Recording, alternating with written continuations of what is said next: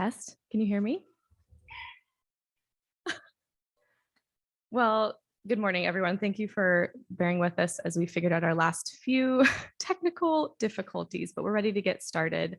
My name is Jessie Pemble. I'm the Director of Development at Animals as Natural Therapy, and I'm so glad you can be with us this morning, bright and early, for the Healing Hearts Breakfast. Really quickly before we get started, Napoleon wants to make sure you hear him say good morning. I want to say a really big thank you to the community partners who make our work possible. And I want to give a special shout out to DTech Systems and Sanitary Service Company, who are our presenting sponsors this year. They've been supporting us for a really long time, and we're so grateful. And some exciting news, we've just learned that Windermere Real Estate, the Windermere Foundation, has committed $1,000 towards our fundraising goal today. So very grateful to Windermere, another longtime supporter. Thank you so much. And in the spirit of gratitude, and without further ado, I'd like to welcome our Executive Director, Jamie Arnett.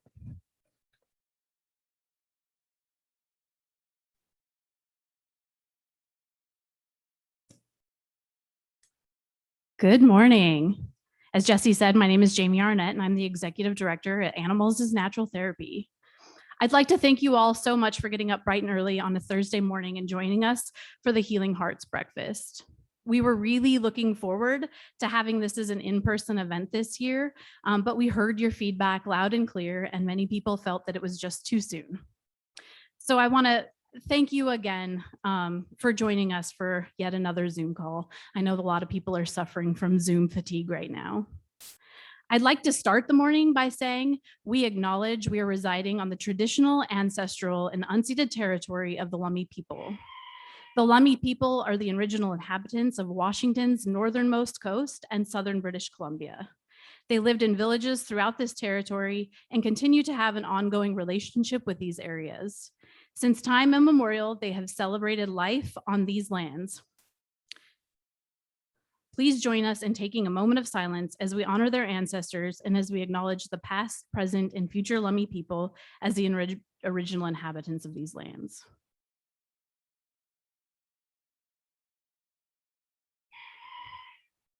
Thank you.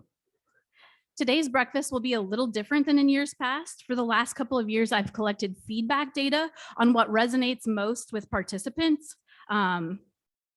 And the consensus is that folks want to hear more stories from the barnyard. So this year, all of our staff will be sharing stories, Story Slam style. I have to admit that sometimes I struggle with the idea of sharing program stories or asking participants to share their stories. We all should understand that this is therapy, and participants are sharing with our instructors and our animals some of the most intimate and sometimes devastating moments of their lives. They are vulnerable, and I want to honor their vulnerability and not be exploitive of their pain. We are not entitled to these stories, and yet some have been willing to share, and today our staff will give voice to them. At the farm, when participants share, our human and animal staff hold space for them. Holding space for someone is when you physically, mentally, and emotionally are present. It means you are putting your focus on someone to support them as they navigate their feelings. And I'd like to recreate that today, but with light, and we can all participate. In a few moments, I will be lighting a candle to invite you into a sacred space where we will be sharing their stories. Instead of saying, I'll pray for you, my Quaker friends say, I will be holding you in the light. And that's what we'll be doing today. With each story, a candle will be lit. And I'd like you to take a moment each time to think about the participant being enveloped in the warmth and light of love. It will be our way of holding space for them. So without further ado, I'm going to light our chalice.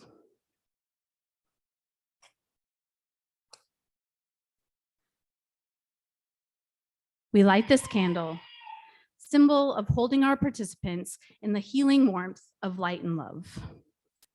May it remind us of the divine spark in all creation, the power of love to heal what is broken and to be grateful for life's blessings each day. I'm also going to go ahead and light the first participant candle and share just a really short story with you. Most of our staff will be holding an animal friend. Many people think of Ant as equine therapy, but we also have small animals. Years ago, one of our participants referred to time with small animals as fuzz therapy, which I just love. This is my friend Chanel, the bunny. Last year, when a very special girl to me was having a difficult time being isolated due to coronavirus, and started acting out and saying things like, I don't even want to be alive, I brought her to the farm and introduced her to Chanel. And she got to brush Chanel's hair and cuddle her and then take her on mobile ant visits to hold her up to the windows at assisted care facilities and share her with equally isolated elders. And every week, she would look forward to doing her job, as she called it. And she even spent her own chore money buying Chanel a bow for her hair. And she was just really grateful for those visits. And I'm really grateful for Chanel for giving special meaning and life back to my girl. It's been a really hard year for all of us. And so now I would like to introduce Katie, our program coordinator, who's going to share a little bit about our transition to the new farm.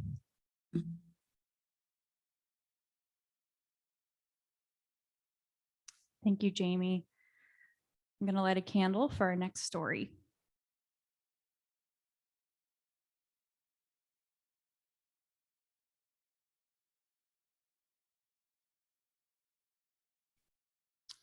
With bated breath, we took the leap of faith and moved our organization, Animals as Natural Therapy, to a nearby farm. We grieved and thanked Windy Acres, our previous home, for welcoming so many different people and animals through its generous barn doors for over 20 years.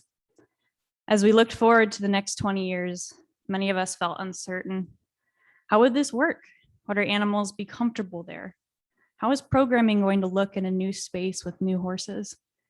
On Monday, April 12th, we loaded up Abby, Sally, Scotty, Sir, the goats, bunnies, and chickens to trek the few miles up the Hannigan. It was a gorgeous sunny spring day and the weather welcomed our upcoming change.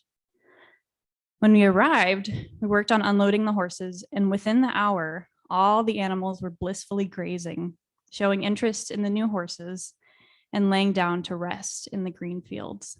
There was no panic at the change. We watched in astonishment at how quickly the animals came to the new property and just relaxed. They knew that this is a place of rest and refuge. The horses who already lived at the new farm welcomed us and our participants with open hearts. Not one of them refused to be a part of the healing that happens here. Spring quarter started just a few short weeks later. I found myself, once again, worried about how our participants would transition, but I really had nothing to worry about. The horses had shown that to me with their immediate comfort in their new home. Horses have been known to help their herd members regulate their emotion. If a horse gets spooked, the other horses lend their homeostasis until the spooked horse drops their head back down to graze. This is what our horses did for us as staff and as participants. We are safe, we are home, we can breathe and enjoy. I'd like to welcome up Haley now.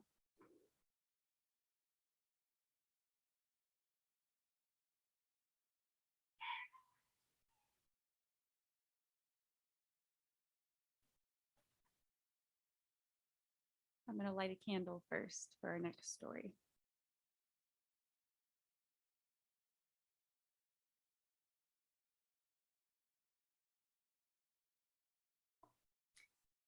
Hello, my name is Haley Didier, and I'm an instructor here. And this is my special friend, Mary Poppins. She's one of our therapy chickens, and she is wonderful. And I use she, her pronouns. When I think of unique relationships that have blossomed at Ant between animals and people, I think of one partnership in particular. Sam, I've changed his name, has been coming to Ant for almost 2 years now and has experienced an incredible journey of connection and mutual support with Ant horse Sally. When Sally came to Ant just over a year ago, she brought a lot of anxiety and angst about her new living and social situation within the herd. It took her quite some time to adjust to life here, and find confidence in her new path as a therapy horse.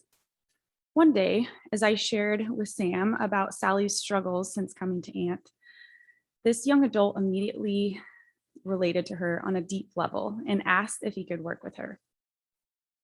Despite Sally still being in transition and our intention to wait longer before allowing participants to work with her, our intuition told us that they would not only get along, but that they needed each other. Since then, I have seen them offer each other emotional support through their similar challenges. Sam has learned about himself through their time together and is working on rewriting his life story. He has also encouraged Sally to create her new story, which has helped him make progress in his own life. They have truly been each other's rock. There have also been days when Sam just simply needs to talk through his emotions while grooming Sally as she calmly stands and holds space with an open ear. Other days, he gains confidence in himself while riding or leading her, a sense of confidence he struggles to find elsewhere in his life. Amid the anxiety and panic he often feels in other situations, Sam can feel a sense of relief and peace when he is at the farm. He continues to show up weekly, willing to be vulnerable through his process and work on his personal growth with Sally. I am honored to be part of his journey here at Ant and am continually impressed by his authenticity and how the animals show up for him to help him create his new story. Thank you. Next, I will invite Lindsay.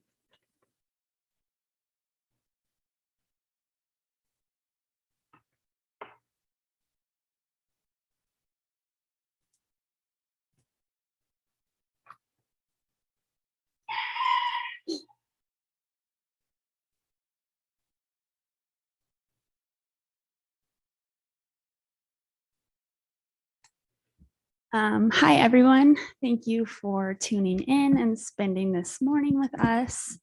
If we haven't met in the barnyard yet, I'm Lindsay. I'm part of the animal care team, and I'm also the mobile ant coordinator here at Animals as Natural Therapy. Our mobile ant program takes our team of therapy animals off the farm to visit with folks at local nonprofits, schools, and corporate events. But throughout the pandemic, much of our focus has been on serving our local elder and memory care facilities. It's been a difficult couple of years for all, but the residents of these facilities have experienced the depths of loneliness and social isolation, with many facilities having to stop family visits and limit the time residents are able to spend with each other. In order to continue serving this population amidst lockdowns, we began doing window visits where our staff and volunteers walk around the perimeter of the facility, bringing animals up to the windows of residents to say hello. These visits have brought so much joy to everyone involved, but we all missed being able to talk to these residents who have so much to share, and we knew they missed being able to share their love with our animals. The animals missed them also. I know I witnessed a number of times where one of our bunnies would press their nose up against the window looking for pets. Luckily, this past summer, we were able to work with facility staff to safely conduct outdoor in-person visits. For the first time in over a year, our elder friends were able to feel the soft hair and feathers of the animals again, resulting in so much needed joy, lots of laughs, and a few tears. Simply touching our animals or having them sniff their hand often brings powerful memories to the surface for residents, many of whom spent their childhoods on or around farms. One of my favorite moments of the summer occurred with one of our wonderful rabbits, Starlet, who is here with me today. A resident with advanced dementia had her daughter visiting at the time, and they were enjoying a sunny afternoon in the courtyard at Silverado Memory Care, which is a facility we visit twice a month, when we arrived with the animals. This woman was immediately drawn to Starlet, and she reached her hand out to stroke her head. I offered to place Starlet's basket on her lap, and she smiled and nodded. Without saying a word, she sat in her wheelchair with Starlet on her lap for 10 minutes or so, just gently petting her and smiling to herself. As they left the courtyard, the resident's daughter shared with me that their family had rabbits when she was a child and that she hadn't seen her mom so engaged and happy in a long, long time. On another visit just a few weeks ago, we had a man excitedly come outside to meet the animals and chat with us about them. He spent a good amount of time with our miniature mule, Jackson, petting him, giving him a few treats, just smiling and laughing the whole time. After he went back inside, a staff member from the facility came to me amazed. She told me that she had been struggling to even get him to leave his room for months. At ANT, we believe that animals can reach a place in our hearts that our fellow humans can't always get to, and I have seen this proven over and over again with our mobile ANT visits. We are so thankful for the support of our volunteers and donors who allow us to do this incredibly meaningful and important work of bringing the joy of our animals to those in our community who need it. So thank you so much for supporting ANT. And next, I will welcome Jessie back to the podium.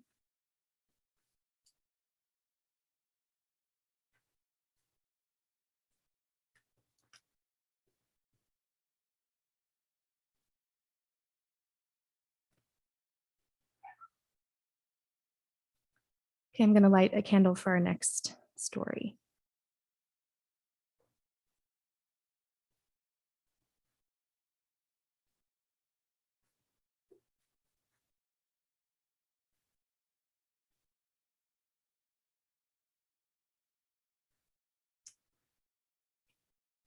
So some of you may know already that I'm not just an employee of ANT, I am a former participant.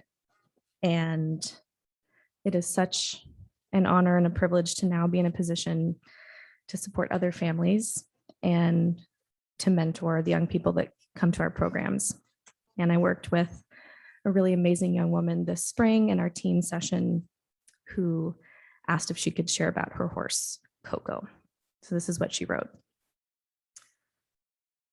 When I came to the farm and we were meeting the animals, I instantly clicked with Coco. I was testing every horse by walking away and seeing if they would follow to know if they chose me too. And that's exactly what happened with Coco. She chose me. Every step I took, she was there next to me. At first, I was blind to the struggles I had, but Coco helped me with knowing exactly how I needed help. It was a miracle. During one therapy session, I was trying to get Coco to get each foot into a hula hoop, one of the obstacles in the arena. But every time I would try, she would miss the same back feet. I couldn't figure out why until I realized she was trying to tell me something. She was putting her 2 front feet in the hula hoop as if saying, okay, I'm going to do my homework, but not putting the back 2 to fully commit. I didn't even realize that I'd been struggling with saying I'm going to do something like homework, taking my medicine, or chores, but not actually following through. Once I figured out the metaphor and I whispered to Coco what I thought she was trying to teach me, I finally got her to put all 4 feet in the hula hoop. Coco helped me uncover the things that are holding me back from growing, and she also showed me a ton of patience. Every time I tried leading her to the barn, it was a challenge because she always stopped for grass every 2 steps. I had to learn to say no and be patient at the same time. I recommend the farm to everyone, especially if you are struggling but don't quite know why. These horses will know before you even do and help you uncover what you're not seeing. It's such a miracle that I met Coco. She helped me through everything, and I really wish I could see her again. I love her. Thank you.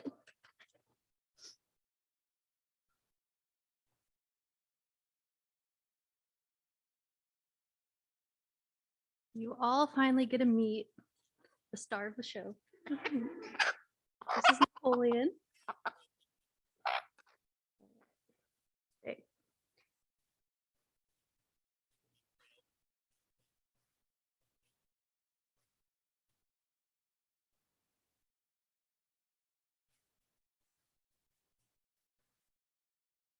I'm Kelsey. I'm the barn manager. And you've met Napoleon. He'll probably talk the rest of the show. With the Healing Hearts breakfast fast approaching, I knew I needed to write this small speech about the new farm, including the animals in the time of transition and connection. I decided that I should just do what I try to do every day, be the voice for the animals. On Sunday, I walked out to the field where the herd was grazing and saw this, what's behind me, Sir laying down, peaceful and knowing. I then knew what the animals wanted me to share, trust and blessings. The transition the farm has gone through has been immense, right? And I think it's fair to say that it has taken immense trust too. To start, whoa.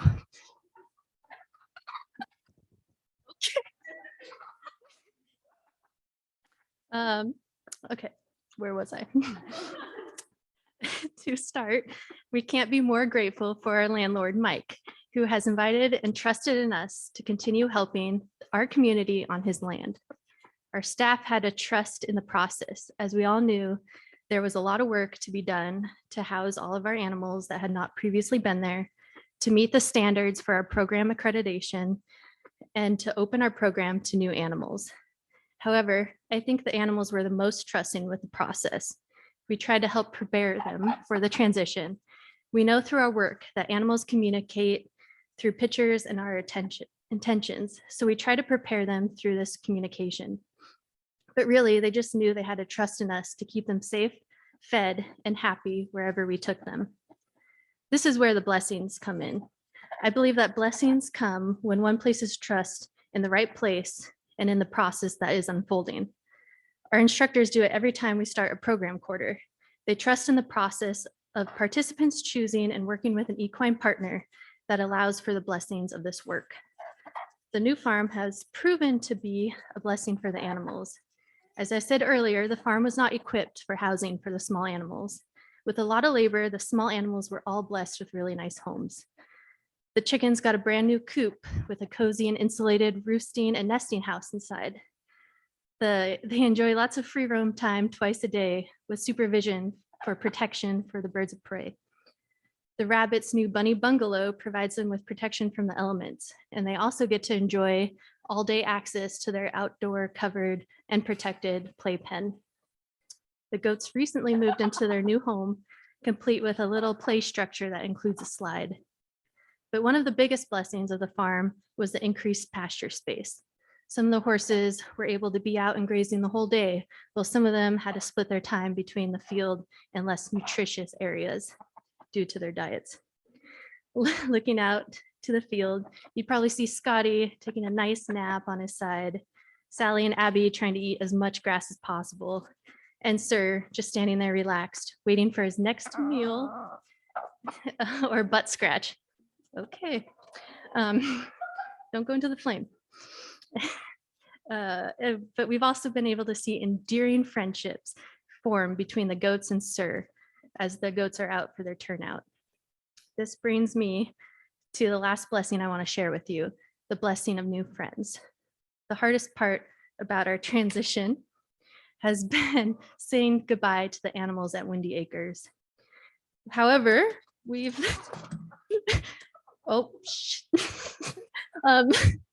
light those again. However, we've been able to welcome 6 new horses into our healing herd. It has been an honor getting to know these horses and to see their willingness to open their hearts to our participants. I truly can't express how full of gratitude we are to the farm, the people, and the animals that welcomed us. Next, I'm going to invite Kara while I relight these candles.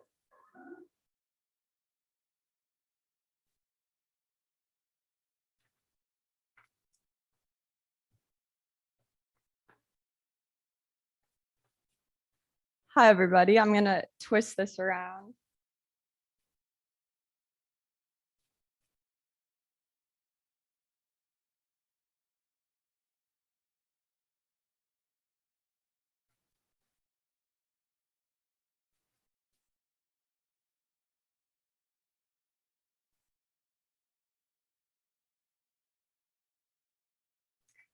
My name is Kara Henry. I'm the newest instructor at Ant and the volunteer coordinator. I use she, her pronouns. And this is Whiskers. He's one of our beloved bunnies on the farm. So this is my first quarter instructing with Ant and after school sessions. And I have the pleasure of working with the group of 8 and 9-year-olds that we have with us this quarter. I'm going to tell the story of one of our participants. I'll call her Maya. She has been working with Sally this quarter. And during their first sessions together, Maya and Sally struggled to get into a rhythm. It seemed like they struggled to match each other's energies when they were working together. One of them was consistently walking in front of the other or turning in the opposite direction than the other. At times, it wasn't quite clear who was leading who. Over the first few sessions, we worked with Maya to address some of these challenges. And on our 4th week together, Lindsay, Haley, and I wanted to give the participants an opportunity to think about how they can get their emotional needs met in their lives. We showed them this amazing piece of art that Haley made that lists 5 needs that can influence why we behave in the ways that we do. They are survival, fun, power, belonging, and freedom. We were curious to see which needs the participants were feeling like they needed met in the session. When we started our activities that day, we were really impressed by Maya and Sally when they were so clearly working together in a congruent way. It was striking to us that this shift in their relationship seemed to happen while Maya was addressing her needs and how she can get them met in her life.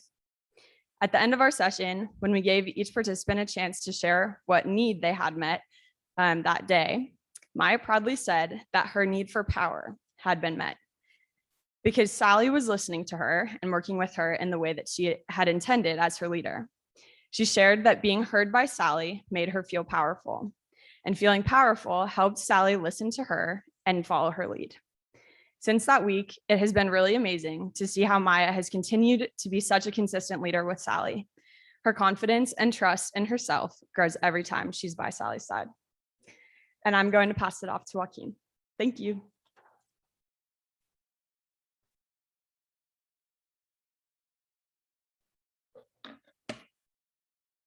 At this time, I will light the candle for representation of the light that we all share.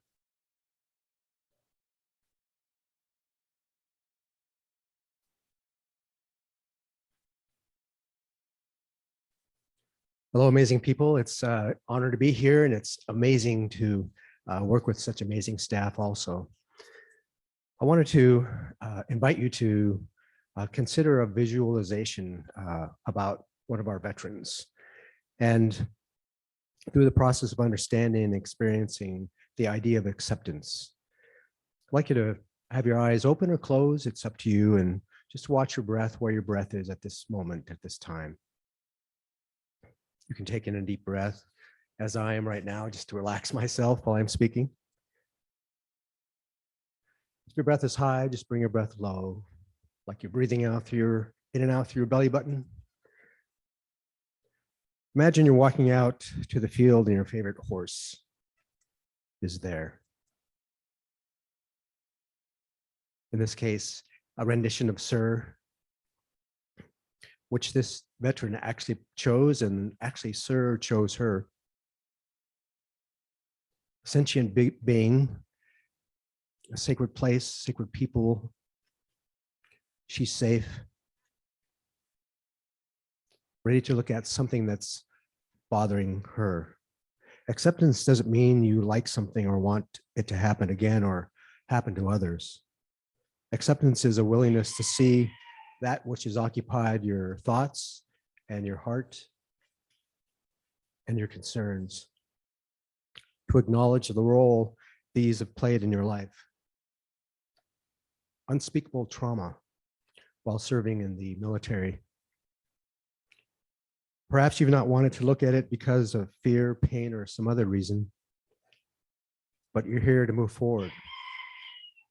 She said, I'm ready. And Sir was so loving and accepting. So accepting comes from two different sides, one from Sir and such an unconditional love, and then herself as she cries and hugs Sir. You realize it's your opportunity. So you look without judgment or attachment in the safety of a sacred land and sacred beings. So you leave those things in the open. They're neither neglected nor hidden. You walk into a new chapter of life. You're able to move on because of unloading some things off of your shoulders, some very extreme, heavy things. By living fully in the moment and in the present, you're seeing life as it is and practice the new art of living in the moment. Thank you for listening.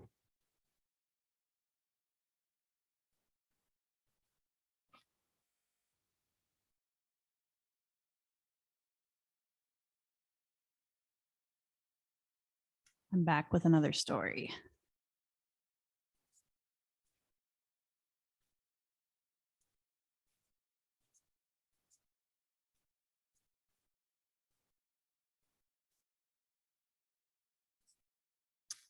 Horses always meet us where we need them the most. Whether we need someone to help us stand up for ourselves, a reality check, or a gentle boost to our low confidence. I thought I'd seen it all as a horsewoman and instructor. I hadn't. Our middle school class is always an interesting mix of awkward, loud, preteen angst, and quiet, anxious participants. We always have quite the spectrum of personality and challenges. It was our first day teaching the kids how to lead their horses. Several of the participants jumped right in and started learning the nuances of how to properly lead their 1,000-pound friend. I looked over to see one of our very quiet participants, Anna, standing next to her horse, Cotton. Anna was stooped over, wrapping her arms around her midsection. I see this a lot with people who are very nervous. I walked over and encouraged her to take some deep breaths. She shakily did so, and Cotton took deep breaths beside her, blowing warm air out his nose onto her hands. Eventually, we had Anna take hold of Cotton's lead rope, all the while still taking deep breaths. As she stood there, nearly frozen in fear, I encouraged her to start walking, even if it was just a step.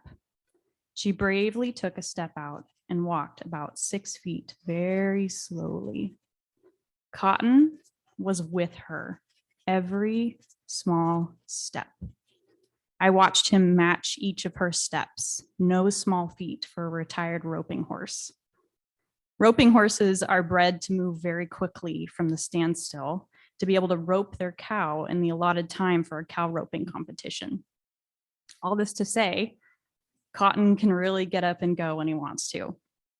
But to see him gingerly place one tiny step in front of the other to match Anna was really something. As she stopped her feet, Cotton immediately matched her and stood quiet and kind next to his human charge. They didn't move far physically that day, but they moved mountains emotionally.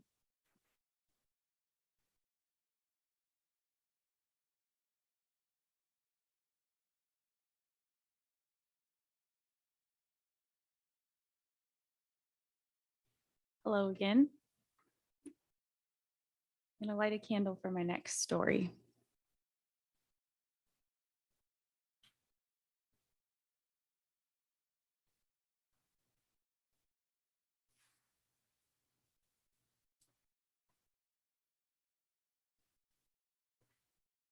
Oh, and I'm going to introduce Cuckoo, of course. She is one of our kindest hens we have here. And she's been a friend for a lot of years. She provides a lot of comfort and joy and laughter to our participants when they're at the farm. And she also goes on mobile ant visits. Some of the most tender moments actually happen when we bring animals to visit the elderly. One visit this year touched my heart so deeply and actually brought me to tears. I was visiting an elderly married couple, both in palliative care and nearing the end of their days. They requested a horse visit from us, so I asked the herd who wanted to join for the visit. Sir listened intently as I explained to him who we would be visiting and why.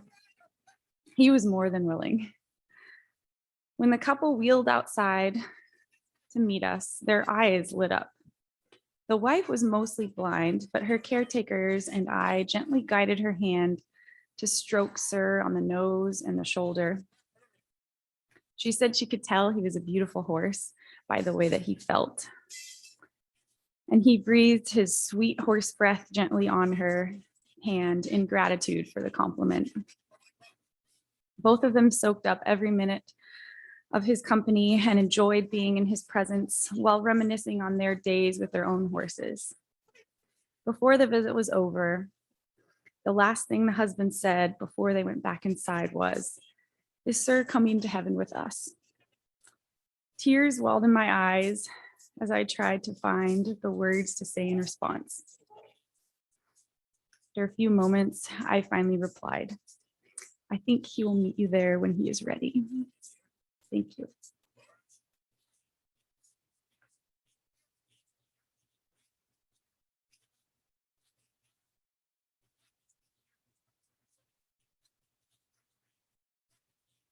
Well, that story always makes me cry. Now that we have all of our candles lit, we've had our stories shared, we've come to that point in the morning where we invite you to give, if you can, to support the work that you've been hearing about all morning, to support the participants and the animals and our staff who make this all possible.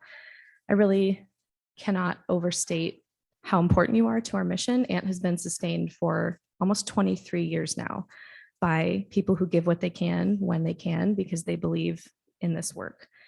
And the reason you're so important is because donations directly underwrite the programs, the sessions that you're hearing about, as well as the animal care, so that the full costs don't have to be passed on to our families. And that means that a single mom or grandparents raising their grandchild or a veteran can come for as little as $5 a week. We just believe that financial ability should never, ever be a barrier to mental health care. The stakes are just too high. We had a little boy in our programs recently who said, "This is a place I can come where I don't feel angry." So that's why we do what we do. And if you can be part of that, that's a huge gift that you are giving to so many people and animals in our community. So if you would like to make a gift today, I want to encourage you to think about what that could look like.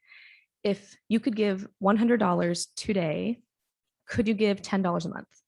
If you could give $200 today, could you give $20 a month? That sponsors a mobile ant visit. You can even come on a mobile ant visit with us. If your heart is really with the youth or the veterans, sponsor a scholarship. $75 a month provides an entire quarter of sessions. That's 10 weeks of programming for a youth or veteran in need who might not otherwise be able to cover that payment. Or sponsor one of our rescued therapy horses. $100 a month brings the horse their feed, their vet bills, the farrier, their tack, their supplies. It all adds up when you're taking care of horses, and the costs are even higher when you have senior horses and rescued horses, as many and most of our herd are.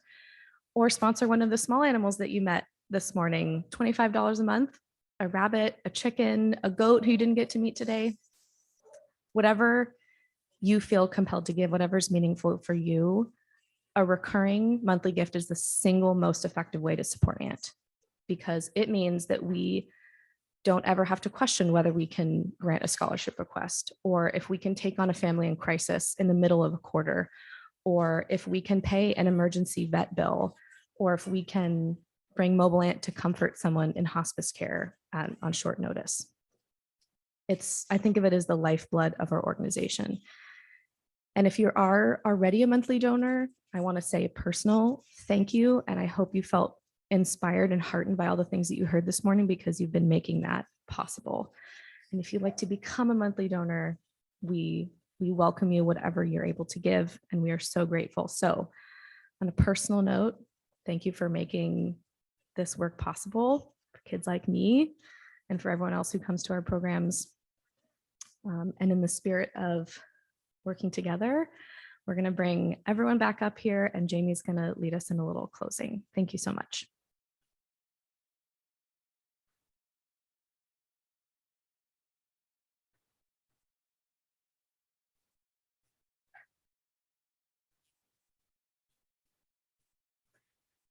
The time has come for the candle to be extinguished, but its light lives on in the minds and hearts and souls of each and every one of you. Carry that flame with you as you leave this place and share it with those you know, with those you love, and most especially with those you have yet to meet.